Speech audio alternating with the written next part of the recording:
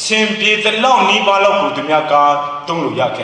Tabeme, now so much for the Bobada, or Tumiaka, where to Lube, Mena, Kunitambulama, Luna Chila, Tumia Lure, Kunitamari, for the Rotakunina, Simipiga, for the Kuren, Kamon license, Shima, Chime, Sobrama, Sabrama, Ari, permit license Yabu for the Anadro, Sa, Chuzare. So the online for the Pate. Pelo me kone pye me ba phyam le so for the jane chi bro ma for the lila for the top chi le patama ta khaw cha no yo da for the wen kan di ma le patama ta khaw cha le tu lek thong chi ba mya yi be for the lo ba le no pi ro for the that bro ma ko that chu sa le Tayamaka, Nea, Toya, make consemble, Kolochi, the Jessashi, Jet, the Passashi, Pade, the Kale, low massage, Mate, today the Jim Jamshile, Tacha. Today the Jim Jarret, the Yashin, let on Viva. Generally, yes, they are poor and let on. No? Tabime for the Tadia Chino, a Jamakano, for the Palo, the layers, Lucien. For that, were young chicken, Irene, Dons or a shilling. Through Nelga, Father, Didadia de Jima, Ongo on Siama, Junoro, Limea Nelga, Kuni Mere. Elane, two sons here, no, Pia Jesu, Pia Kuni Soma Chinga, Imanago, and Osia Common. Through Nelga, the Paco, Father, don't yet lay yet, and the gate, Manuel Bonego, draw Charles, get Father. Did the Kodo, Samena Senga, did the yet Senga Kuwetwame. Now the yet for the Lena yen, Tato, Malena, I sang out your gone. Allow Tigo to know for the cake of Kale to a line, oh, Mujo, Mondo, Monora, and Limianoga. Get for the Tanalevilla, Pat, Bim Chi, through Shimaning for the popular Sierra, no? My Palo, motherless with a drone yoga, tango top yard. I don't for that load of being lane. Don't let lava through the yellow look of top sheet. For that, I computer net sub sheet for that sheet. Mikonio chile on a Mikonio sheet. Shiro, dot sheet, what I call I that day the chamber. Mikon sit the year. For the stop, enough. For the touch teaching, they got like a yarn in the mother, make one if she never comes out with you. But do a Kuni John, Father go, Da Yellow Kuni Bele, I rennet on yet Kuni John for that. A chase it at Yega Mason, star for the star, enough. For the Mapi Yanni, time of Pinero, Sepsi, they are blue. Okay, but now I have their government. For the Suluraga, a thing of Mulubu solution, Kuna Irene down for the Mululi, no? Mulubu. Go puppy, Mata Nego, but Mata Conego, a Matiane on Lama. No? Shina no? Oh, Lure. Go, Tain Chong payment to, Lanyon payment to, getting chain, the Yaya Kainongo, Poo payment to Lure. And I got to look at the little no? Every time I for the David Toleman, Protestant dinner to whom I'm power. A shilling, no? Hello, any Lomio for that Nebulama? Permit dancing, oh, Mimi, the Ayakanuya Bilekama, Majawu, the la way. To rope carnet to rock, Gamo Chimbi, get for the mom. But I'm not to look below Mount below Sardine, speak go below, liver go below, adjust to the below, balance of the low him jacket, being for the nine corner say Mount to run it. Nine corner say be mounted to. And I'll be on it. Parallel parking, overnight parking, turnabout, no? And I need Halama blue chair, let alone, they may be like come out. The gate come on women for road, the corner cop dodging, that became connection for that key. She there? No, my love is yours. No? Come on, some people women, Molapio, yeah, pest on me. license ကြီးက father နှစ်ခါမဖြစ်အောင်တစ်ခါတည်းနဲ့နှစ်မှတ်ပဲရော့တယ်68မှတ်နဲ့အောင်သွားရောအဲ့ဒါဘာဖြစ်လို့လဲကိုအမှန်တိုင်းလမ်းမှန်တိုင်းတွင်တင်မှုအပြည့်အစုံအတိုင်းထင်းကြောင်းတွင်တင်ပေးတဲ့ Irene နဲ့တောင်က father ကိုတရားရခိုင်နှုန်းလောက်ပြောရမယ်အောင်မြင်ခြင်းကိုရရှိစေအဲ့ဒါလိုပဲဒါကကာယရေးပေမဲ့ပို့ပြီးတော့မှနည်းနည်းပြေဝတယ်ဝိညာဉ်ရေးခဲ့တဲ့ချင်းမှာကအဲ့ဒါလိုမျိုးစစ်မှန်တဲ့အသင်းတော်နဲ့စစ်မှန်တဲ့တွင်တင်မှုနဲ့စစ်မှန်တဲ့ပုဂ္ဂိုလ်တွေအားဖြင့်ခဲ့တဲ့ချင်းကတရားရခိုင်နှုန်းတေချာဆိုပဲအဲ့ဒါကြောင့်မို့ဘောမိရမိခေါင်းဖတ်ဖြည့်ချင်ပါတယ်တင်းတော်ကက်သလစ်တင်းတော်ကမရှိမဖြစ်လိုအပ်ပါတယ်ကျွန်တော်ခဲ့တဲ့ချင်းတဲ့ခုဆရာကျော်နေပြီးတော့မှအဲ့ဒီကြောင့်လေးကိုဖြည့်ဆည်းပေးပါလိမ့်မယ်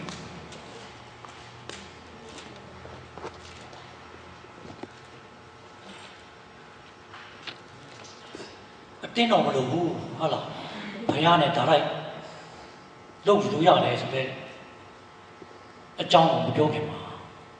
အခုနေရတဲ့ကမှာအရင်တော့ကတော့အတင်းတော်မရှိဘူးနော်ငါတို့ဒီအားလုံးကကိုယ့်ရဲ့ဘိုးဘွားပေပင်ကဘာတွေကိုယ်ွယ်လာကြတာရိုးရနှဆားတွေကိုယ်ွယ်ကြတယ်မလားဆိုတော့အခုကနှစ်တရာနိဗ္ဗာန်နောက်ပိုင်းမှာကက်သလစ်က next ဆက်လိုက်တယ်ပရိုတက်စတန်က next ဆက်လိုက်တယ်နှဆားတွေကုန်တယ်နော်အကုန်လုံးကနော်ခရိယန်ဖြစ်ကုန်တော့ခရိယန်ဖြစ်တဲ့အတိုင်းပဲသူ့အတင်းတော်ကိုယ့်အတင်းတော်မရှိကြဘူးဟုတ်လားကချင်ပြည်မှာလည်းပဲ KGB တဲ့ပါလေကချင် Baptist Convention တဲ့ဟုတ်လားပြီးတော့ကိုယ့်အတင်းဒီအတင်းတော်လည်းအကုန်လုံးကိုယ့်အတင်းတော်သူ့အတင်းတော်ဆိုတာမရှိဘူးလားရှိတယ်လေရှိတော့အခုနောက်ပိုင်းပေါ်လာတဲ့အဲ့ဒီ idea ကိုလက်ခံတဲ့လူတွေကသူတို့အတွက်စကြက်မရှိတော့ဘူးမရှိတော့အဲ့ဒီကနော်ရှိနေတဲ့အတင်းတော်စီကတိုးတယ်ကိုခိုးနေတာအဲ့အောင်လေအတင်းတော်လို့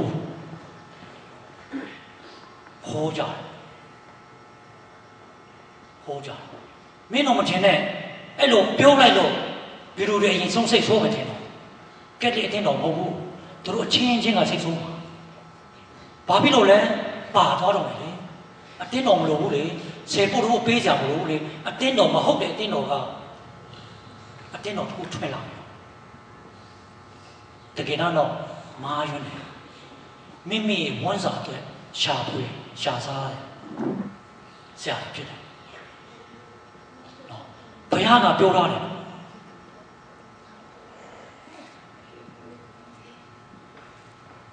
မတဲမှာတင်တို့တွား၍လူမျိုးတကာကိုငါတပည့်ဖြစ်စေတဲ့ခမဲတော်တားတော်တန်ရှင်းတော်ဝိညာဉ်တော်ဤနာမ၌ဗတ္တိဇံကိုပေးကြလို့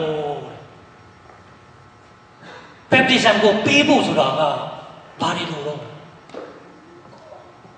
ဘာတွေလိုအပ်တော့ခါနဲ့လူနဲ့ပေးတယ်လူမလို့ဘူးလားမလို့ဘူးလားဆိုတော့ဟုတ်ပြီလေငါဗတ္တိဇံခံခြင်းနဲ့ကွာဘယ်ကိုသွားမှာလဲအတင်းတော်စီမသွားဘူးလားမဟုတ်လားဒါအတင်းတော်ပဲဘက်တစ်ဆိုလည်းဘက်တစ်အတင်းတော်စီသွားတာဒါအတင်းတော်ရဲ့ခေါင်းဆောင်ပဲပြီးတော့တခါ confirmation Christmas အပိချင်းတင်းတို့ဝိညာဉ်တော်ကိုခံကြတော့ဘုရားမပြောခဲ့ဘူးလားမပြောခဲ့ဘူးလားပြောခဲ့ပါဘူးပြောခဲ့တယ်လေဘာဖြစ်လို့လဲအခုငါပြုတ်နေရတယ်အားလုံးအမင်းတို့နားမလဲဘူး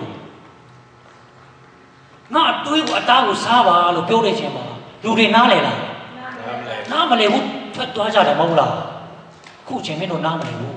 ဝိညာဉ်တော်ဆင်းသက်တဲ့ချိန်မှာမင်းတို့နားလဲလိမ့်မယ်ဆိုတော့ဝိညာဉ်တော်မခံယူခိုင်းဘူးလားခံယူခိုင်းတော့ဝိညာဉ်တော်ကိုဘယ်သူကပေးတာလဲဘယ်သူကပေးတာလဲအတင်းတော်ကပေးတာအကုန်လုံးရှားတယ်မလို့နဲ့နေတယ်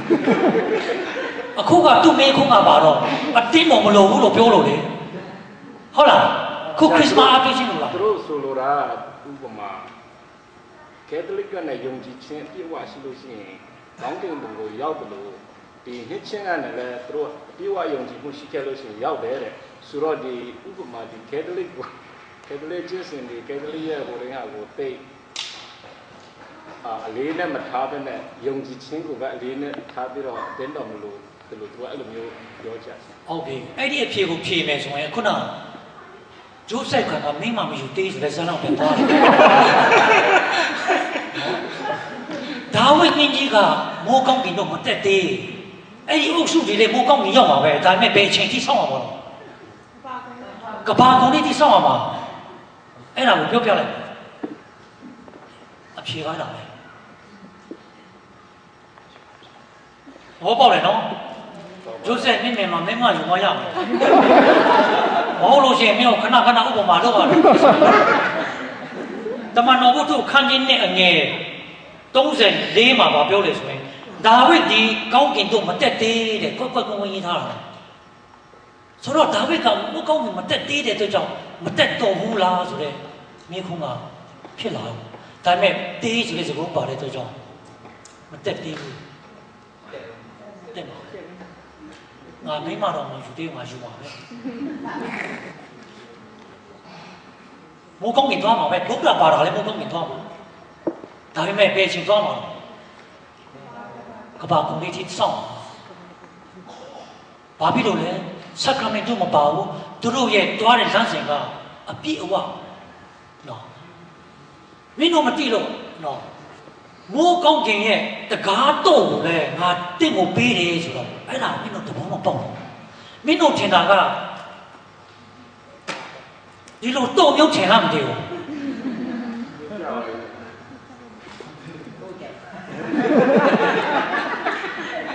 မင်းတို့အဲ့လိုတော့မြုပ်ထင်တယ်မဟုတ်လားအဲ့ဒါမဟုတ်ဘူးနော်ပမာလိုကကောင်းကောင်းပါတာမပြန်ထားလို့ keys လို့ပြောတော့များ keys ဆိုတဲ့အိဗယ်ကနော်ပါလဲဆိုတော့ဥပမာမက္ဆီကဘယ်လိုတဲလဲဘာစီလိုနာ Messi is the key players for Barcelona key အကြောင်းပြောတာမဟုတ်ဘူးသဘောပေါက်တယ်နော် Barcelona ရဲ့အတိကတော့ချက်ကဘယ်လိုတော့ Messi အဲ့ဒီ key ဆိုတာမိုးကောင်းကင်တွားဖို့အတွက်လိုအပ်တဲ့နီးလန်းတွေစနစ်တွေအားလုံးဒီအဲ့ဒါက keys တော့များဒီမိခုဖြေဖို့အတွက်ကဒီဆောင်းပါးဖြေဖို့အတွက်ကသူ့ရဲ့ note သူ့ရဲ့ key note ဆိုတာမရှိဘူးလားအဲ့ဒါပဲ key ဆိုတာဆိုတော့ကောင်းကင်ရဲ့ keys ကဘယ်လိုရှိမှရှိတော့ပီတာမှာပေးထားတယ်လေပီတာကဘယ်သူ့ရဲ့ကောင်းဆောင်တော့ကက်သလစ်ရဲ့ကောင်းဆောင်အဲ့ဒါကိုပြောတာဟောရှုံရှမ်းတော့ကြီးကြီးကိုပြောနေတာဖွင့်ပြီးတော့မှဟာပြီးပေါ်ဝင်တဲ့ဟာဖွင့်ပြီးတော့မှဟာဆရာကမဝင်ခဲ့အဲ့လိုမျိုးတော့မဟုတ်ဘူးအဲ့နားလေဘူးကောင်းကင်တွားတယ်တကားတော့ဆိုတော့ keys player keys fact ဘောပေါက်တယ်နော်တခါတည်းကျတော့ essay က4-5-6မျက်နှာလောက်ရှိတယ်တကယ် key ကြတော့ဘယ်နှခုပဲရှိတော့စာပိုက်3-4ခုပဲရှိတယ်မဟုတ်လားအဲ့ဒါ keys ပဲဆရာဆရာမကစာမျက်နှာ4-5-6မျက်နှာလုံးလုံးအမှတ်မပေးဘူးတူလိုချင်းနဲ့ keys point ကိုသူမရှာဘူးလားအဲ့ဒါပဲသဘောပေါက်တယ်နော်အဲ့ဒီ keys ကမတို့ရဲ့ဘုရားရဲ့ဒါတမီများဖြစ်ကြတယ်ဘုရားကိုယ်တိုင်ဒီဆောက်ထားတယ် get အတင်းတော့မှရှိတယ်ဆိုတော့အားလုံးအားပေးစကားပြောကြအဲ့လိုမျိုးတော့မထင်နဲ့တော့အဲ့တော့ချင် Messi is the key player for the Barcelona team LeBron James is the key player for Cleveland Cavaliers Cleveland Cavaliers basketball team ရဲ့တကယ် key player ကLeBron James အဲ့ဒီခီးကိုအတိကအချက်လက်ကတဲ့ပါစေအဲ့တော့ဒီမှာကျွန်တော်တို့3နာရီ28လက်ဖြစ်နေပြီကျွန်တော်တန်ရှင်းလုပ်ဖို့အတွက်လည်းကျွန်တော်တို့ဒါနောက်ဆုံး session လေးချိန်ရောက်နေပြီเนาะ further တစ်ခုနဲ့တေချာလေးဆုံးသတ်မယ်အဲ့တော့မေးချင်တာတွေက2နဲ့1ဆိုတော့ further သိတယ်ဒါပေမဲ့4နာရီအထိကျွန်တော်တို့ချိန်ယူထားတော့4နာရီဆိုရင်အတိတ်ပဲကဒီတကားကိုပိတ်ပြီးတော့မှအဆက်ရှိကျွန်တော်အခုအပ်ခဲ့ရမယ်ဆိုတဲ့အတိတ်ပဲရှိတော့နိုင်ဝက်ကတော့ခုံစီဖို့နဲ့တန်ရှင်းလုပ်ဖို့ further ချိန်ယူရမှာဖြစ်တယ် further နောက်ဆုံးတစ်ခုနဲ့ပေါ်မင်းတဲ့မိခွန်းအကောင်းဆုံးတဲ့ကတစ်ခုကို further ဆုံးသက်တော့မှာဖြစ်တယ်ကျွန်တော်တို့ရှင်ယောဟန်ခရစ်ဝင်ခန်းကြီး6ခန်းငယ်54ကိုဖတ်တဲ့အခါမှာ He who eats my flesh and drinks my blood has eternal life and I will raise him at the last day ငါရဲ့အသားကိုစားပြီးတော့မှငါရဲ့အသွေးကိုတောက်တော့သူဟာ eternal life ထာဝရအသက်ကိုရမယ်တဲ့အဲ့ဒီ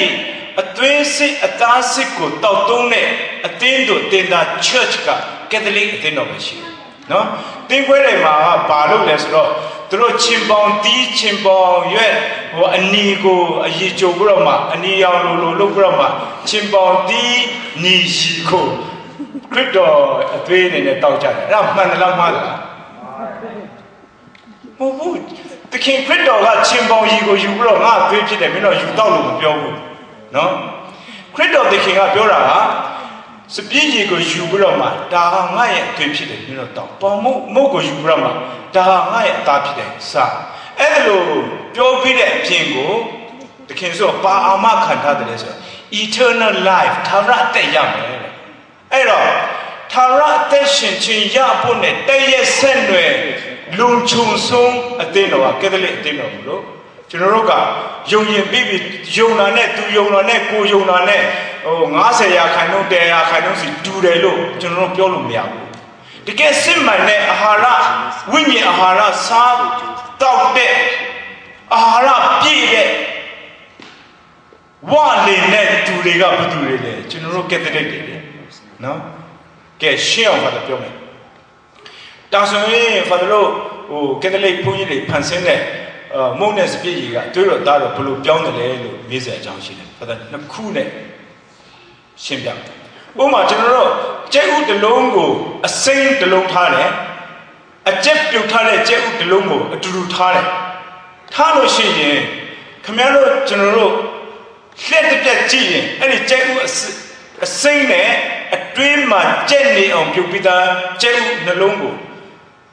ပေဟာကအစိမ်းလေပေဟာ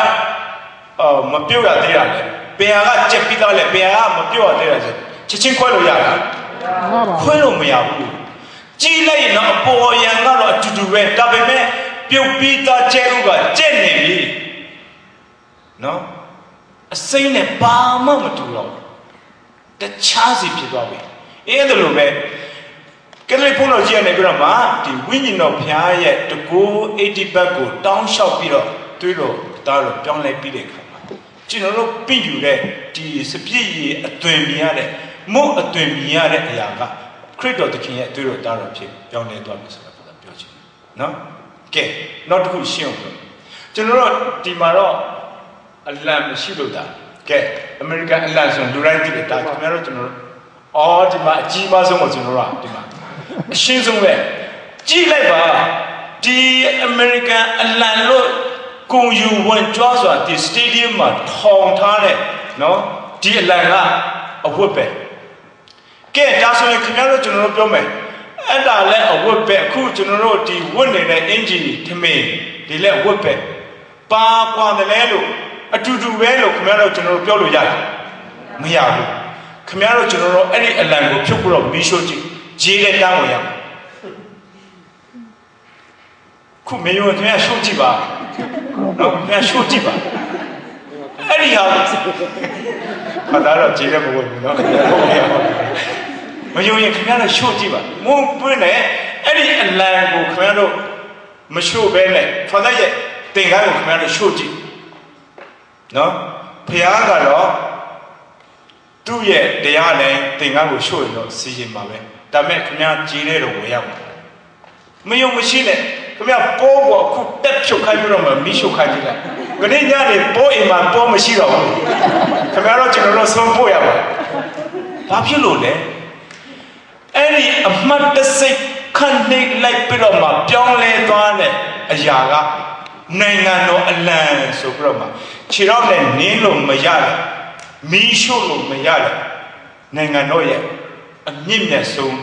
ဂုဏ်ပုဂ္ဂိုလ်ဆောင်တဲ့အလံဖြစ်သွားပြီခင်ဗျားပြောလေအဝတ်ပဲဒါလည်းအဝတ်ပဲခင်ဗျားတူပဲမီးရှို့ပလိုက်စမ်းအေးခင်ဗျားရှို့ကြည့်ပါခင်ဗျားတို့မယုံရင်ဖာသာဖြုတ်ပေးမယ်ခင်ဗျားတို့ရှို့မယ်